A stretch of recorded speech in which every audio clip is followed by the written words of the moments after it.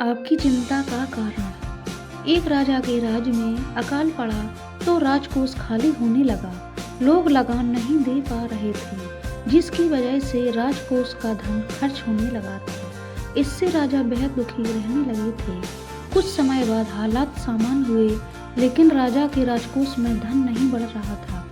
इस बीच राजा को खबर मिली कि उसके राज्य पर कुछ शत्रु हमला करने वाले हैं। ये बात जानकर राजा की परेशानी और ज़्यादा बढ़ गई। राजा ने अपने महल में कुछ लोगों को षड्यंत्र करते हुए पकड़ लिया। इन सभी कारणों की वजह से राजा के जीवन में सुख शांति गायब हो गई थी। राजा ने एक दिन अपने सेवक को देखा कि वह शाही बाग की देखभाल करता है और सुबह शाम पेट भर के सूखी रोटियां खाता था, लेकिन उसके चेहरे पर प्रसन्नता रहती थी। यह सब देखकर राजा को जलन होती थी। वह सोचता था कि सेवक से अच्छा तो मेरा जीवन है, लेकिन इसे कोई चिंता नहीं है। अपना काम किया और सुबह शाम पेट भरकर खाना खाकर आराम करता है। वहीं मेरी तो भूख भी मर गई है और नींद भी उड़ गई है। एक दिन राजा के महल में प्रसिद्ध साधु आए। राजा ने उनका आदर सत्कार किया। संत राजा के सेवा भाव से बहुत प्रसन्न हुए। राजा ने संत को अपनी चिंता का कारण बताया।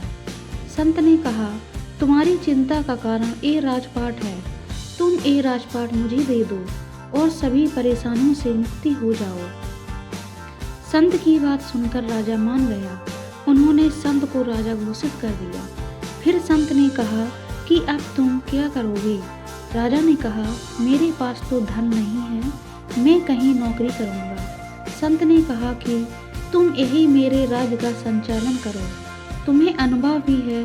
मैं तो अपनी कुटिया में ही रहूँगा और तुम मेरा राज्य संभालो। राजा इसके लिए तैयार हो गया। अब राजा चिंता मुक्त होकर राज्य को संभालने लगा।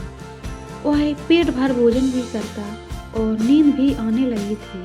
अब राजा को चिंता नहीं थी कि राज्य का क्या होगा, क्योंकि राजा तो संत था। कुछ समय बाद संत अपने महल आए।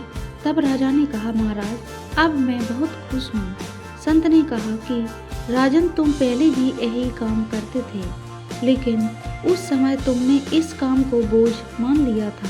अब तुम अपने काम को कर्तव्य मानकर कर रहे हो, इसलिए तुम प्रसन्न हो और तुम्हारी सभी चिंताएं भी दूर हो गई हैं। जबकि अगर कोई व्यक्ति किसी भी काम को अच्छे मन से करता है तो वह व्यक्ति अपना काम सरलतापूर्वक कर लेगा।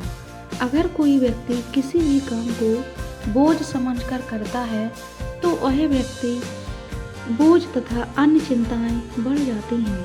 इसलिए जो भी काम करो उसे सरलतापूर्वक और प्यार से करो, तो उसी काम में आपको आनंद की अनुभूति होगी।